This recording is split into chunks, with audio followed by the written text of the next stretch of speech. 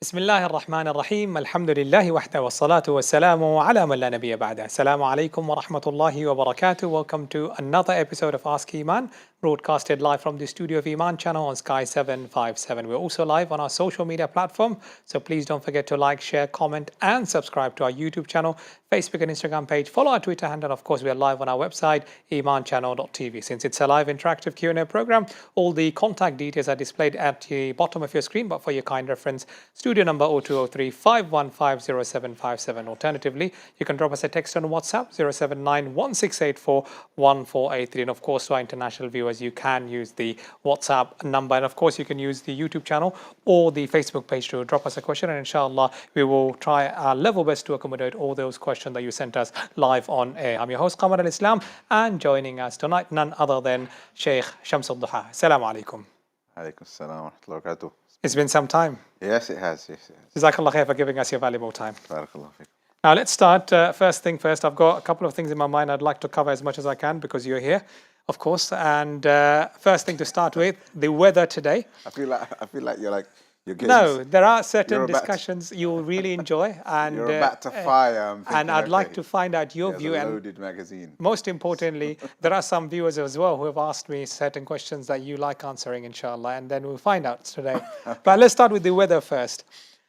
We know in London today, across the London, the weather was pouring rain, and I've seen certain comments online and people making comment about it's a bad weather, and use a lot of unnecessary adjectives, shall we say. Now the question comes in, as Muslim, when we use such languages, is it something called as good weather, bad weather, or should we always be grateful to Allah subhanahu wa ta'ala whatever weather we are in? Okay. Yeah, I mean, we can make something of this, and first of all, so I can imagine what kind of things would be said, right? Yes, that's right. I did. That's right. I did kind of grow up in East London, so all sorts of colourful things can be said. Absolutely. Which really is never appropriate.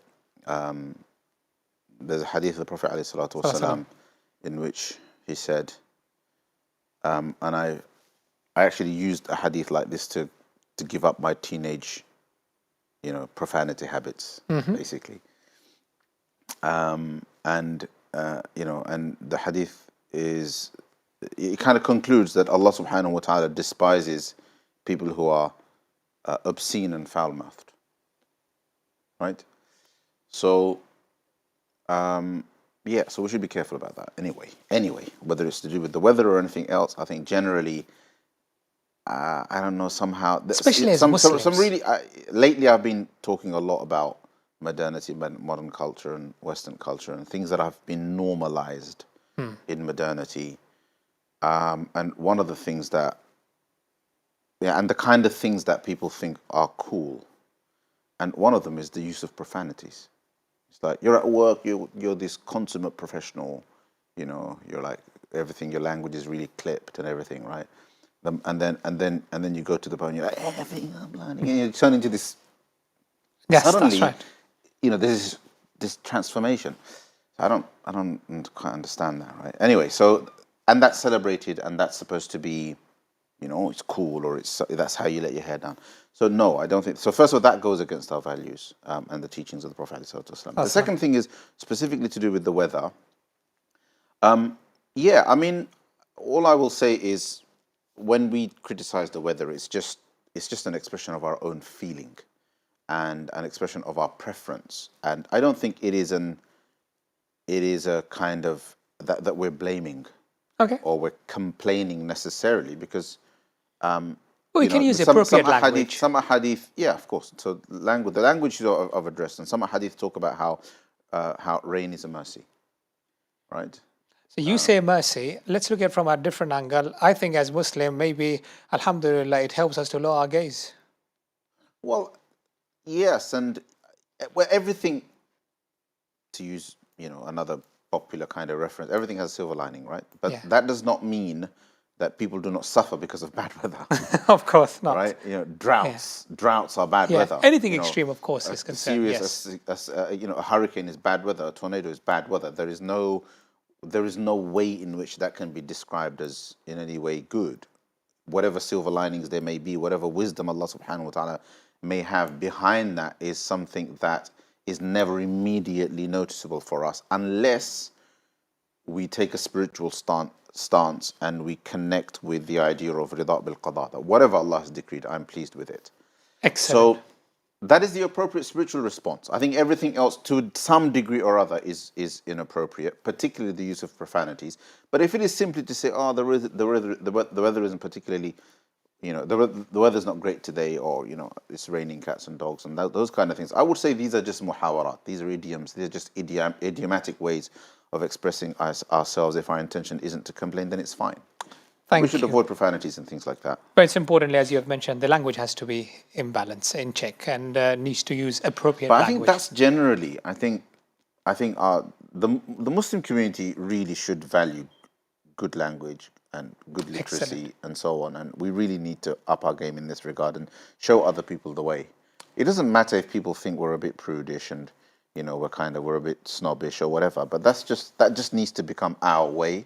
Some things just need to become like Muslim custom, and one of them is good articulation. Thank you very much for that. Now, before I take questions from our respective mediums, whether it be WhatsApp or YouTube channel, I would like to ask this question because there was a discussion in one of the mainstream radio stations. I thought, why not have a discussion here? And it was, many of us dream of a fairy tale wedding. And then the discussion was along the lines, is it important anymore to have marriage? Or the question was, is marriage losing its appeal? Now, as Muslim, especially living in Western society, we are British, we are Europeans, how important should it be when it comes to such discussions, that how should a marriage be conducted? And we have cultural aspect, we have our traditional aspect, and then we have the Shari'i aspect.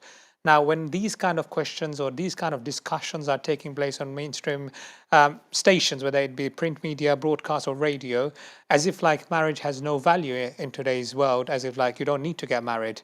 Now, as Muslim, we have to be very much clear what our values are and what Islam tells us. Your take on this? Well, marriage is a strong sunnah, right? It's an emphasized sunnah. There's some disagreement among the fuqaha about it, but which tells us its own story about the extent to which it was emphasized. It's a natural need for people, which is why most people marry. Especially conveying it to our next generation to understand the importance of it. The key thing is that human beings engage in relationships between, man and woman, right? Mm-hmm. And in almost all religious cultures, in Islam in particular as well, this cannot happen without marriage. So the first everybody does, seeks to do, aims to do. If you can't do it without marriage, then you're going to get married, right? And it's the Prophet ﷺ said, "Nikah min sunnati," nikah is from my sunnah.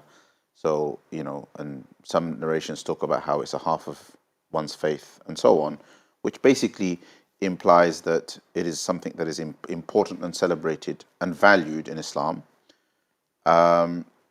Now, the question of spending and expenditure well, the Prophet ﷺ's probably most clear guidance with regards to that is, he said, the marriages with the greatest barakah, with the greatest blessing, are those that are least in burden.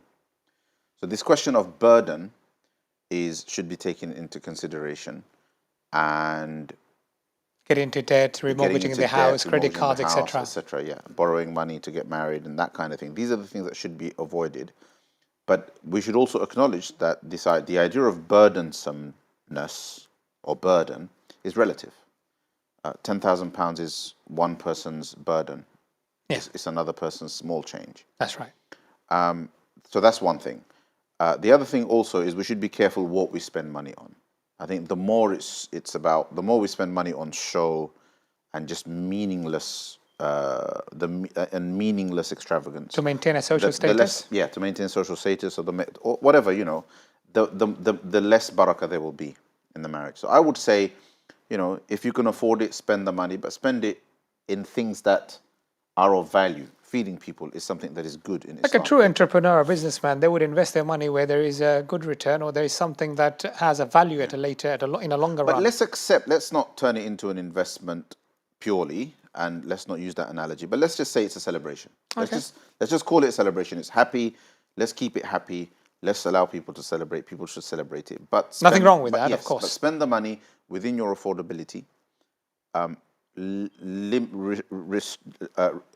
Resist the urge to be extravagant for the sake of extravagance and for the sake of a show of wealth and a show of extravagance, right? Okay. For the sake of ego, for the sake of that kind of thing, try to spend the money on things that are practically of value. For example, if you spend money on feeding people, that's a good thing, right? And you can afford it, and that's a good thing. Bring your family together. But the host still has to listen to complaints.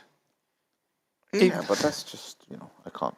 Okay, inshallah, balance we basically. We can't, I'm not. We can't please everyone. Yeah, put it this way. let's not moan on TV. Okay, no, inshallah, no.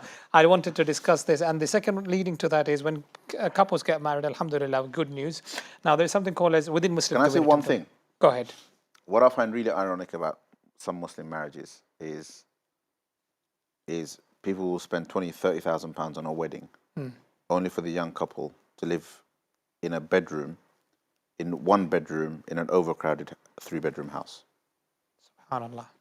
And this is what I mean. Like, this is a complete loss of perspective. Save 15,000 pounds of that money, and that's a year's worth of rent, right? It's a year's worth of comfort for the young couple as they settle and establish themselves, or it's a year's worth of rent for somebody in that house so that the house can have more space. Correct.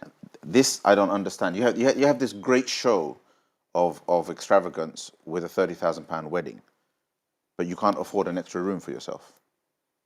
You can't afford some extra space for yourself. You can't afford to provide your wife with, with just basic comfort, her basic rights of accommodation, privacy, and things like that. And the wife accepts the compromise. I want to have a big wedding. And she'll also accept that compromise. Oh yeah, being in a bedroom underneath with my mother-in-law and father-in-law sleeping underneath, or maybe even next like door, that, or next door to my husband's younger brother. That's right. That's acceptable, but I want a 30 grand wedding. No. So this is a really, for me. So I've already made this intention that if I'm going to spend money on a wedding, I'd rather have less guests, less food, and less of that razzmatazz. And if I have the money, and my son can't afford his own place, I'll rent him a flat. Okay, interesting, inshallah. Jazakallah khair for clarifying that. It's an important point. The next thing, the couples get married. Now, the society that we live in, there is something called SPD, a public display of affection. Now, as Muslims, we have a line between haya and showing love. Thoughts? In public. Just be normal, isn't it? I mean, the things that, I think anything that is anything that I would say, anything that we would class as, what's the word I'm looking for? So anything that is sexual in nature, right? Kind of affection of a sexual nature should be avoided. Okay. I personally, cultures differ about this. Like Bengali culture would frown on it, but I don't see a problem with a couple holding hands. Right. But I definitely have, and I. Not only Bangladeshi, Indian, Pakistani cultures as well has got that. But standing standing outside the train station having a kiss, because you're seeing your husband off to work or something, you're seeing your wife off to work or something like that. That's very filmy now. Yeah, but it's kind of, Excellent. Clear on that, inshallah. What is it? Bollywood. That's it. Jazakallah khair. Imams are always up to date. Some things are just like, come on, guys. I know. I mean, Sometimes there is something, we have to draw a line. Let's put it this way. We don't want to. And why? And we have had we not been exposed to Western culture, we would never have aspired to these things. We would never have thought, oh, this is a really good thing to do. You just wouldn't. From a neutral position, people just wouldn't do that. Society no culture did this. No culture did this. Christian culture didn't do it. Jewish culture didn't do it. Hindu culture didn't do it. Muslim culture, nobody did it. This is a product of modernity. Now ask yourself, is that my role model? Is that who I want to aspire to be like? And what kind of education or legacy are we creating for our next generation? Haya is a natural inhibition. It's the idea of feeling shy. Things that, and it's right to feel shy about, kind of publicly. You see what I mean? Thank you very much for clarifying this. Alhamdulillah. Jazakallah khair for that. Obviously, this is an Islamic perspective and it's a show and where we discuss in light of Quran and Sunnah. Jazakallah khair. Haya is all good, as the Hadith says. That is it indeed. And of course, if any non-Muslim viewers are watching this program and if you have any question, then please feel free to fire it away. Our guest is there and inshallah we'll be more than happy to answer your questions. But let's start with our callers. Let's see who's in the line. Assalamu alaikum. Brother Umar, assalamu alaikum. Wa alaikum assalam wa rahmatullah. Jazakallah khair for calling in. If you can kindly speak a little bit louder than usual, that would be great so we can hear you clearly in the studio. Let's try it. That's it. Good. I have a question. Please go ahead. So the question is, a sister lives separately from her husband. Then her husband divorces her by giving 3 talaqs in one go. For her iddah period, does she have to complete her 3 menstrual cycles, or does her menstrual cycle, whilst living separately before the talaq, count towards the iddah period? Thank you very much, Brother Amar. Sheikh, is it clear to you? Yeah, it's the iddah is only after the talaq has been pronounced. The separation period doesn't count. Is there any difference of opinion? The difference of opinion isn't on this. There's no difference of opinion on this matter. Okay. The difference of opinion is on what does that talaq entail. So the vast majority of scholars would say 3 talaqs is 3 talaqs and there's no way to reconcile that marriage. However, if the two of them wanted to reconcile, for example, if they don't reconcile, khalas, after 3 periods, the marriage is over, right? But if they wanted to reconcile, then generally, it's well known nowadays that Imam Taymiyyah's opinion, which Saudi ulama and many other ulama, contemporary ulama in particular, follow and recommend but controversial among others, is that 3 talaqs counts as 1. Do you understand? And therefore, reconciliation is possible. So I guess what people do in that situation really depends on their intention. People who have said it out of anger and want to reconcile will be told by one group of scholars that you cannot reconcile. Okay. Right? It's over. And other scholars will say, no, reconciliation is possible because you're 3 in one sitting or in one voice. There are more details attached to it. And so that's important. I wanted to mention that because this couple might want to reconcile. Okay. All right. And so I would say that you as a layperson, you as an ordinary Muslim, if you want to reconcile, and on the one hand you're being told you can't, all I will say, regardless of what my personal opinion is, that it would be permissible for you as a layperson to take an alternative opinion to save your marriage. However, please, for Allah's sake, don't do this 3 talaq business. There is no 3 talaq. To pronounce 3 talaqs in one go is haram. Okay. It's a sin. You can't do it. You should never do it. Excellent. Thank you very much. And just a caveat out there, obviously the information regarding talaq is generic and in general for educational purposes. Nobody should use talaq as a weapon. Nobody should use talaq as a silencing mechanism. Nobody should use talaq in anger. Talaq is a word that should not be in anybody's vocabulary. It is a term with legal ramifications that should only be used when sitting around a table because of mediation, trying to resolve conflict, or when people are trying to go their separate ways. Now we want to go our separate ways. How do we do it? Okay, now there should be talaq. Talaq should not happen as in a reactionary way. This is a cultural phenomenon that is destroying families, and it has to stop. Thank you. Very strong word. Very strong word there. I hope my viewers and myself, we have taken a note of it. And of course, as I was mentioning earlier, caveat, obviously the information given is on general. And of course, for educational purposes, for specific cases, there are more details to it. Please consult on a one-to-one basis a scholar that can listen to both the sides and then inshallah give an opinion. Moving on to our next caller. Assalamu alaikum. Assalamu alaikum. Brother Ismail, thank you very much for calling in. Your question, please. Brother, if I pray Salah with my daughter, where does she stand? Okay, where does she stand? Okay, excellent question. Any other questions? Behind you. Behind, okay. Behind you. Literally behind. Ideally, the Sunnah way is for her to stand behind as though she was on a separate row. Okay. Right? Like if if there is no space for that, and you still want to do jama'ah, then she should stand a step behind. Okay. Like a step behind.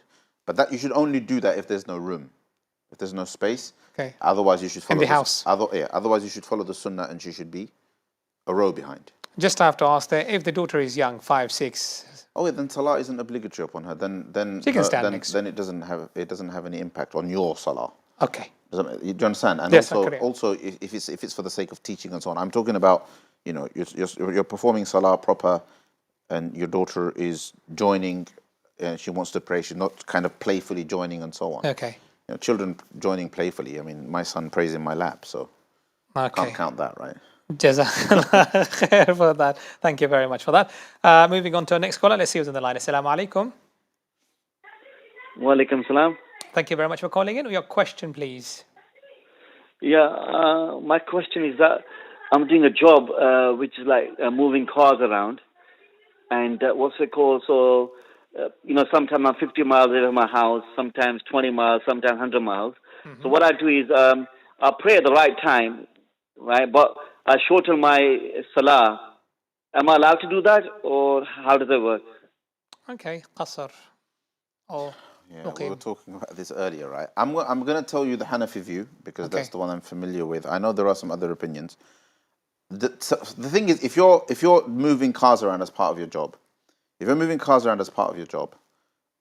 you're not necessarily traveling unless you make the intention to travel. That's right. Valid travel is if you make the intention to travel beyond 48 miles.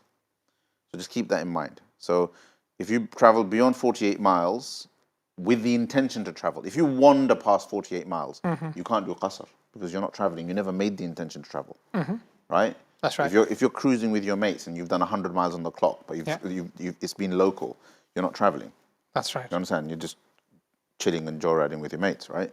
Traveling is traveling with the intention to travel beyond 48 miles, and when you leave the outskirts of your city, that's when you can do qasr. That's when you can shorten the prayer. Okay. You can't just shorten the prayer because you're out and about in a car, because then we'd all be shortening every day on our daily commute. Excellent. Thank you very much. That's right.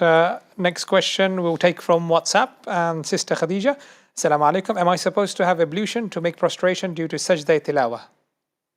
Yes. You have to have ablution for Sajdah Tilawah. So let me clarify. Sajdah Tilawah, she's reading the glorious Quran.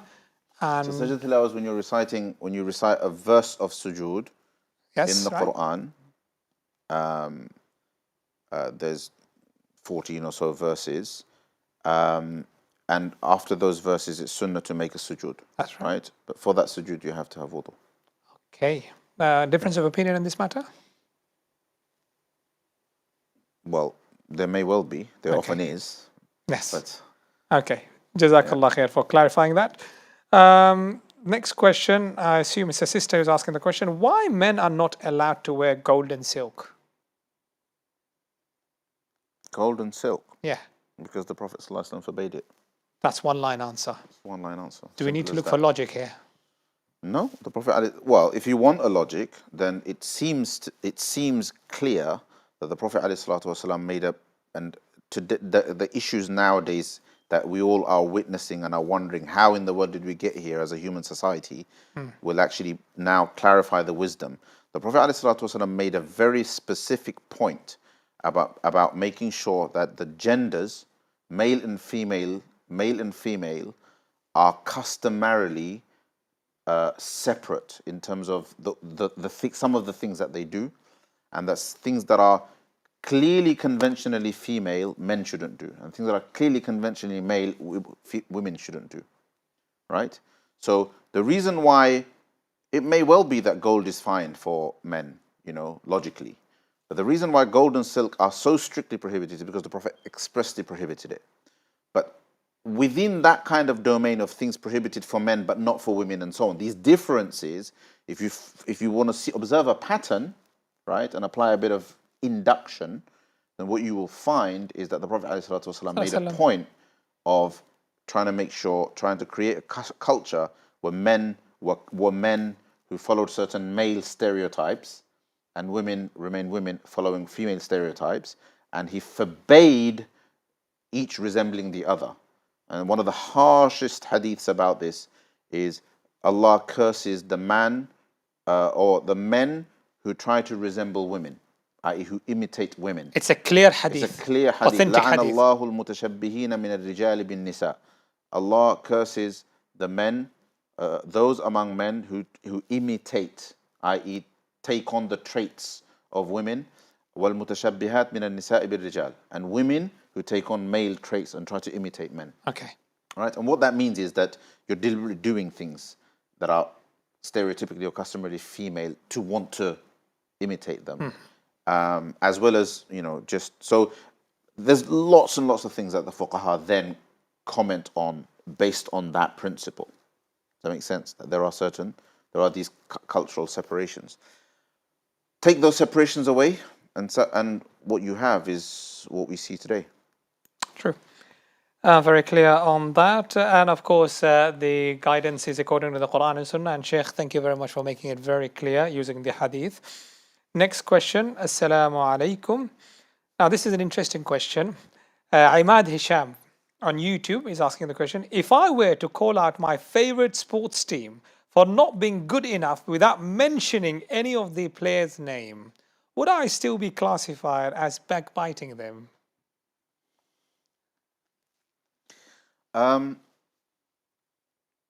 Well, clearly not, if you're not mentioning the names. Yeah. Then no. And he's talking not about the individual, as a sports team. Okay. Yeah.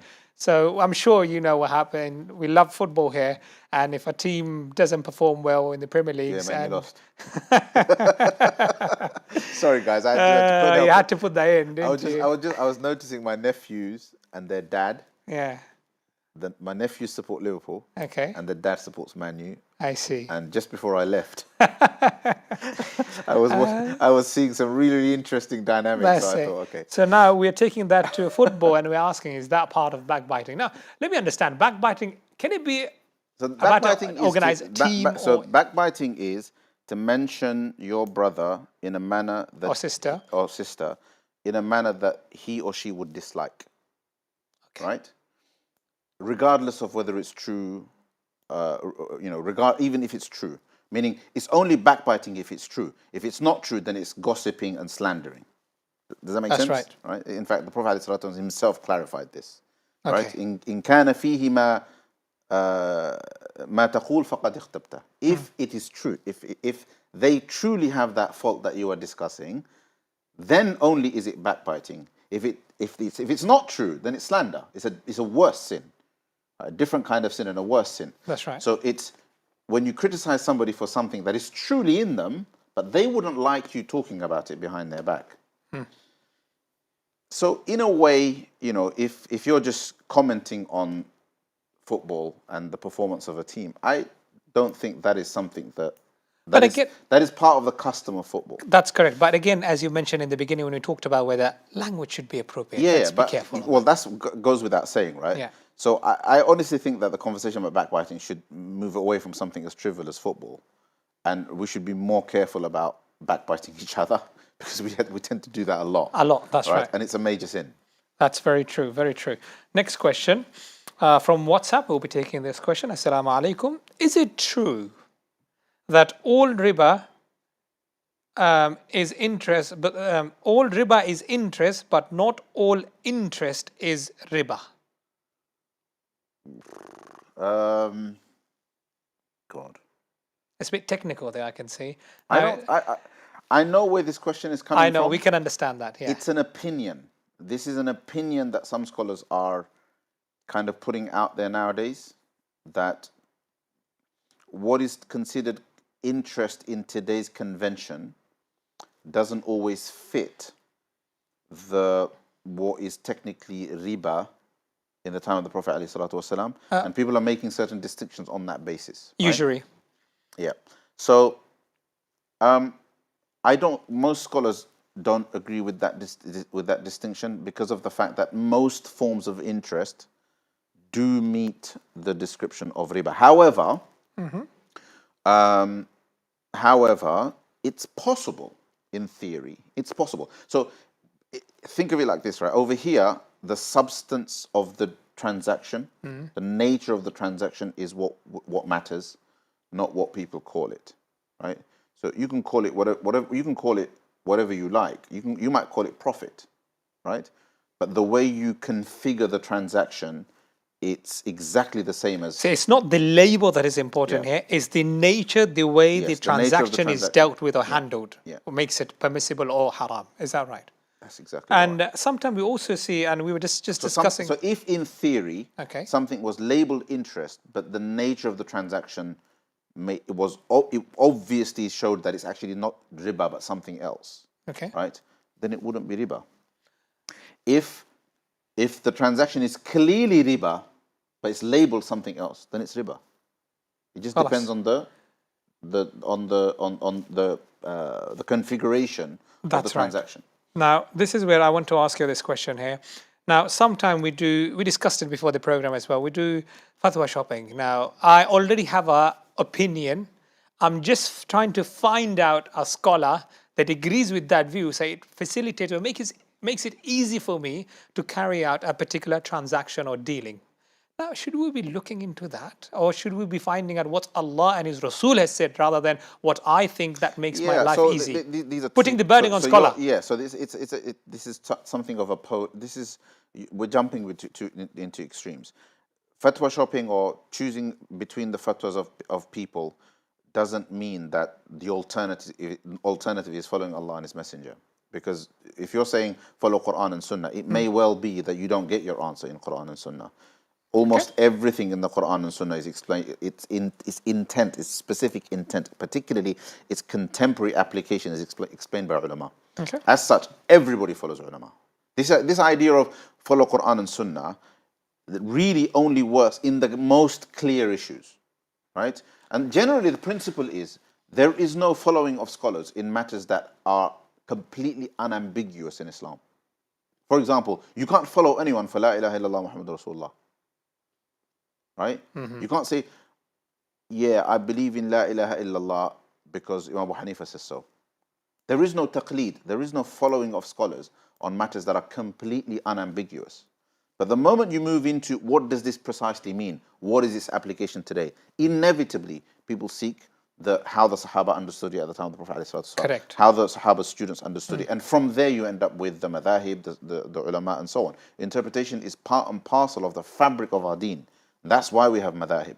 So I think we need to avoid sloganism and just approach the Sharia as it is. Now, if there are legitimate different opinions of scholars on a particular issue, my advice to people is that you may seek an alternative opinion if you are trying to address a problem in your life, if you are trying to deal with a very particular need in your life, as a result of which you feel that you need to find out if there is another opinion because you're struggling with something. You're suffering as a result of Then something. sit down with a scholar and then find Yes. out the correct opinion. You should avoid doing it for no other purpose than to kind of make money or Make your lifestyle into a luxury once. you understand? Okay, I want to take an easier opinion on music because I just want. We'll come to that. I want to be bobbing my head up and down. When I'm in the car. I want to play loud music in my car. Jazakallah khair, as inshallah. trivial as that. Jazakallah. Inshallah, we'll continue our discussion. You're watching Ask Iman. In a few moments, we'll be back. Thank you very much.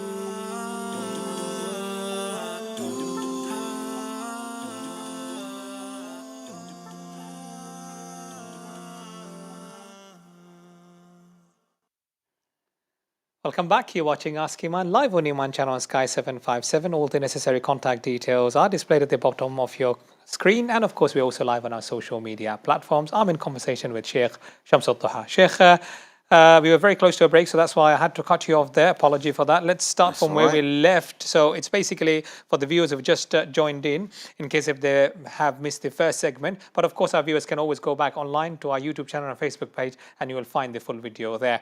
Now, when people say, I follow only Quran and Sunnah, does it imply, we were having that conversation, some people may say, does it imply other people are not following the Quran and Sunnah? So you were talking on this matter. Yeah, I was saying these are slogans. These are just sound bites. There's no layperson who actually literally follows Quran and Sunnah, like opens the Quran, sees the verse and follows it, except for in matters that have got nothing to do with law, Islamic law. Everybody follows Quran and Sunnah in things that are unambiguous and things that are outside of the purview of fiqh, of Islamic jurisprudence, and are not ambiguities of aqidah. You talked about music? Right? No, I was saying that if there are alternative opinions on a particular issue, okay, and you asked the question was about fatwa shopping. That's right. I said that avoid fatwa shopping if the only thing that motivates you to pick opinions is you just messing around. Okay. I just want to, my point is that you just want to, it's for the sake of enjoyment. For me, that kind of trivializes the Sharia, which is supposed to be followed with a bit more seriousness, right? That's right. However, if you really go down to what the fiqh what the jurisprudence actually says, the lay person is allowed to follow a legitimate opinion that exists from a scholar that he normally doesn't follow, or he or she doesn't normally follow. Strictly speaking, it is permissible. What I'm saying, though, is that while you may know that an alternative opinion exists, whether you follow it or not may well be a matter of your taqwa. Okay. Right? It may well be that the majority of scholars consider this to be impermissible. I'm going to be careful here, for example. That's right. Right? However, if it is a need, a necessity, a difficulty, etc., then in those situations, really, even the ulama themselves should be pointing towards opinions that solve their problems, if those opinions are legitimate. However, if it's an opinion that isn't based on any classical scholarship, it's just people with zero scholarly credentials are coming up with these views, it's kind of, it's modernist. What I mean by that is basically it's coming out of people who are basically Western scholars of Islam who really have no credentials in terms of Sharia. If it comes from legitimate scholarship... We can't paint everyone with the same brush. Obviously, there are... No, we can't. But what I'm trying to say is there are opinions that have really no basis in scholarship. They're just... It's almost like tabloidism. And there are opinions that are based in legitimate scholarship where groups of scholars, councils have sat and deliberated over a mas'ala and come up with an opinion that is different to perhaps what you're used to or perhaps what people in the past are used to. You should differentiate between these. Opinions well formulated by scholars or groups of scholars should be respected. Okay. Thank you very much. I agree indeed on that. Opinions you read about on some Facebook post that don't sound any social media that don't sound right, or social media, or that kind of sound a bit weird or different. Okay. You should so basically, in other words, ilm needs to be obtained, not just what we heard or hearsay. So let me put it this way then, if you really want me to clarify this, right? Ilm has to be obtained from people, and you need to know who the people are and what their credentials are. The person we're taking the knowledge from. Ideas and opinions floating about on social media, and you just know of it as an opinion, but you don't know whose it is. Similarly, when it comes to medicine or legal matters, we take lessons and lectures from a qualified person who's got standing. Allah tells us to follow Quran, Sunnah, and people of authority, i.e. ulama. If you don't know whose opinion is, who are you following? If you don't know who the opinion belongs to, where the opinion comes from, you're not following Quran, you're not following Sunnah, you're not following ulama. Clear. Got it? Clear. in this matter. And just to clarify there, of course, when Sheikh mentioned about the scholars, obviously we're not naming any scholar. It's not against any particular scholar. Just before we get a question thrown at us through WhatsApp or YouTube channel, it's a general comment. Of course, we've got respected ulama within our Western countries and within our Western society. I'm saying follow the ulama. Follow the ulama. But they have to be ulama. That's it. It can't exactly. be something floating around on WhatsApp. Thank you very much for that. It's just we had to clarify that because we know we always get questions. Alhamdulillah, we've got very viewers that are always very close to our show and we get a lot of questions. So I just wanted to clarify our position. And of course, Sheikh never meant that. All ulamas are to be respected. And if we have disagreement, we can have a chat with them. We can understand it better and then perhaps take our opinion or form an opinion. Now, let's move on to our next caller. Let's see who's next on the line. Assalamu alaikum. Assalamu alaikum. Brother Ayan, you're live on Ask Iman. If you can kindly turn the television volume down and you can listen on the phone directly and speak to us directly, that would be great. Brother Ayan, Assalamu alaikum. We'll come back to Brother Ayan, inshallah. Let's get this technical sorted. Let's move on to this question. Sister Maimuna is asking why there is a difference in witr salah in Hanafi compared to other madhabs. Like all of the differences of opinion, the fuqaha understood the references in the ahadith in different ways, giving rise to, they're basically different interpretations of the same sources. Okay. Right? Some ahadith prefer one source over others do the opposite. This is exactly how all differences materialize, right? That's the reason for not just this issue, but all differences of opinion. Okay. Does that make sense? Excellent. And I generally advise people in matters of worship, in matters of ibadah, because really, except for very rare situations, needs and necessities and difficulties are not quite in the picture. When they are, you can do things differently. I advise people to consistently follow a school. Okay. A school. That doesn't mean it has to be the four. All I'm saying is follow a school. Okay. Right? The four are the popular ones. But if you were following, if you were taught, for example, according to the Salafi school, which is a kind of modification of the Hanbali madhab according to more contemporary scholars, okay, fine. But for the sake of consistency, particularly in matters of ibadah, because of the fact that in matters of ibadah, you're not a mujtahid, and ibadah is what you render unto Allah subhanahu wa ta'ala, it should be consistent. It shouldn't be some confused mess. Thank you very much. And common sense in worldly matters, when we have to listen to the expert, when it comes to deen, we have to listen to expert if we are not qualified, of course. Next question, but before that, let's see if Ayan is back online. Assalamu alaikum. Are you back with us? Can you hear us clearly? Yes. Oh, thank you very much. That's a very young caller. And you have taken your parents' permission to call live into the studio. So what's your question? I'm going to secondary school. Okay. And I want to go to madrasa, but I'm not sure if I should go to normal madrasa school or boarding school. Okay. Sheikh, is the question clear to you? Yeah. MashaAllah. Once again, thank you very much for asking such an important question. And of course, once again, for viewers who've just tuned in, our young viewers has sought their parents' permission and has called live into the studio and asked a very important question. Let's see what Sheikh has to say. Can't make your mind up, huh? Huh? Ayan can't make his mind up. Well, the difference really is that when you go to one of these boarding schools or Islamic seminaries or Darul Ulooms, then you have a more immersive Islamic studies environment. You'll get to memorize the Quran or study Islam full time. Those opportunities usually don't exist in a non-full-time capacity, right? Or in a non-boarding capacity in most towns and cities. In places like London, in big cities, some places do offer day opportunities, but not for really young children at secondary age, right? So most of the Islamic boarding schools, they take children in at secondary age. At the age of 11, some of them take them at the age of 13. Now, whether that's a good option for you or not really depends on you, your background, your parents' choices and things like that, and which boarding school you're looking into. I really can't give a generic answer to that, but it's a perfectly legitimate choice. If you want to do it, look into it. If you feel like you can do it, you don't mind living away from home and so on. Parents need to look into it. Parents need to look into it properly, do a bit of research, go visit different institutions. Speak to people who have been through those journey. Exactly. Okay, Jazakallah khair for that. Moving on swiftly to our next caller. Assalamu alaikum. Wa alaikum assalam wa rahmatullah. Thank you very much, my dear sister. Your question, please. First of all, I'm really enjoying watching the program. Thank you. My question is that if you have Christian neighbors or friends who you've known for a long, long time, and one of them passes away, and they say that their funeral is going to be in the church, first of all, are you allowed to go and attend? And the other thing is that what's the best way as a Muslim to give your respects to someone who passed away of another religion?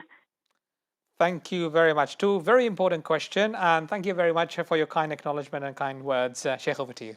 Yeah, so don't participate in anything religious, any ritual religious practices. Okay. Really, the main thing is really be there to console the living, right? The dead have died, they've passed away. Be there to console the living. And according to the vast majority of scholars, it isn't permissible to make dua for maghfirah for somebody who apparently has died without iman. Okay. Right?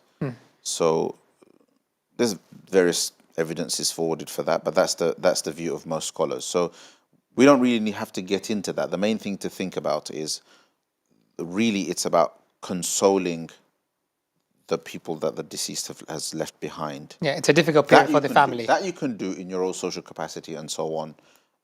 You offer condolences, as we all customarily do. If you feel that going to the funeral or something like that is socially expected and it might sour relationships if you didn't go and so on. Especially if it's a neighbor or, you know. I would say if you think there might be religious rituals involved and so on, Christian rituals and so on and so forth, then, you know. Or any religion. And that makes you feel uncomfortable, then you don't have to go. Right? Okay. You don't, it's not, nobody's obliging you to go to your funeral. But you should, what's probably more important is to be there for your neighbor. Okay. In their time of need, and, you know, and give condolences and cook food for them, and, you know, and give do them, whatever you can do. Do whatever you can. Yeah. Do the things that matter. Okay. Right? Everything else that can make a difference. Yeah. The rituals are symbolic, right? Okay. Do the things that matter. About the rituals, you can't participate in any religious rituals of any kind, right? And that is to any other religion. Anything that is just customary of a non-religious nature, you make a decision based on how much of it needs to be done or doesn't need to be done. Avoid things that are religiously symbolic, religiously ritualistic. And as general advice, be there for them, because that's the most important thing. Right?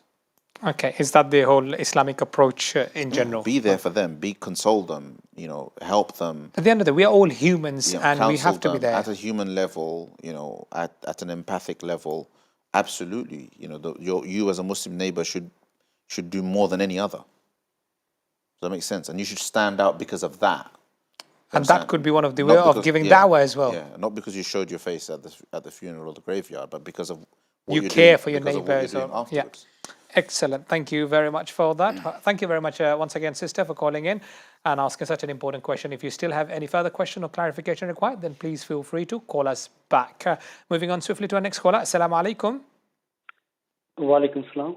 Thank you very much. What's your question? I have two questions. My first question is, I just want to clarify, what was Imam Abu Hanifa's belief regarding Hadees and Sunnah? Did he believe Hadees and Sunnah were synonymous? That's my first question. The second question is, did Imam Abu Hanifa reject Sahih Hadees if it went against the Quran? Okay. This requires a lot of discussion and debate, and live TV program is not enough. But may I know what's the reason for asking that question? Because I was always taught that Hadith and Sunnah is the same. So you read books that were saying that whoever rejects the Sunnah is a deviant, it's haram to reject the Sunnah.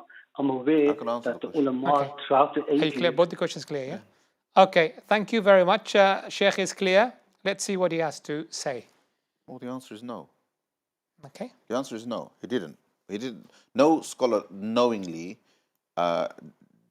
discards the Sunnah of the Prophet ﷺ.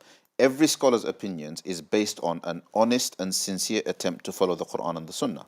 However, usually where it seems like there are divergent views, the divergent views are not about, you know, them ignoring the Quran and the Sunnah and doing something else. The divergent views come out of interpreting words and sentences that are ambiguous in the Quran and Sunnah, or ahadith that seem to tell, the ahadith that have been transmitted that maybe from a different period of the Sunnah that seem to have an apparently contradictory message. So these have to be consolidated. In their attempt to consolidate, sometimes ulama have different opinions. This happened right from this doesn't just apply to Imam Abu Hanifa. This question isn't unique to Imam Abu Hanifa. This applies to the Sahaba. The phenomenon of different divergent opinions started with the Sahaba. So I think basically focusing on Abu Hanifa is itself erroneous, because the phenomenon of having different interpretations about hadith and as well as verses of the Quran is something that is a linguistic issue, right? And as well as issue of how a hadith are transmitted, which was something that affected the earliest generation, the Sahaba themselves. And the reason why we know that there's guidelines in the Sunnah for how to deal with this and that different opinions can be tolerated is because the Prophet ﷺ tolerated it while he was alive. Okay. While he was alive, he tolerated it. So whatever the question is about Imam Abu Hanifa, it applies equally to Imam Shafi'i, Imam Ahmad, Imam All the scholars. Malik, Okay. the Sahaba who were the scholars. Remember, the Sahaba weren't all scholars. Among the Sahaba were scholars. Among the Sahaba were ordinary lay Sahaba. I see. Right? So scholars among the Sahaba also disagreed about interpretations. In fact, most of the disagreements of the Imams ultimately find its original reference with the Sahaba. Okay. Okay? Thank you very much for that. Next question. What are the rights of daughter to parents after marriage compared to sons after marriage on YouTube? The rights of a daughter. Yeah, a daughter to parents after marriage. So the daughter's duties to her parents. That's after right. Marriage. I mean, they remain the same. Allah subhanahu wa ta'ala says, وَصَاحِبْهُمَا فِي الدُّنْيَا مَعْرُوفًا. Give your parents good company in a customarily good way. And this is not gender specific. Okay. Is there any It's major gender difference between son looking after the parents and daughter No, looking yes. after There's the certain responsibilities that are unique to sons and others are unique to daughters. Okay. Generally, the responsibilities of guardianship, like usually people make a big deal out of guardianship because they only think of guardianship in the context of marriage and in the context of the guardianship of a wife, right? But guardianship is broader, right? There's a category of relatives known as asaba, who generally are male. Male relatives have guardianship responsibilities towards the whole family, including parents if parents do not have the means to take care of themselves. This includes financial responsibility. That responsibility falls upon the men in the family. Okay. Or if not, if there is no male guardianship, if there are no sons, for example, it's just daughters, and they are financially capable, then it falls upon them as well. My point is, principally, it falls upon everybody equally, but upon the people who generally are the earners in Islamic culture, which is the men, they have the greater responsibility. Clear. In 1 minute, if you can answer this, a question asked by Brother Tofa on Facebook. What are the rules and condition of one who intends to marry a pious person? Sorry, say that again. Rules and condition if someone intends to marry a pious spouse. Find a pious spouse.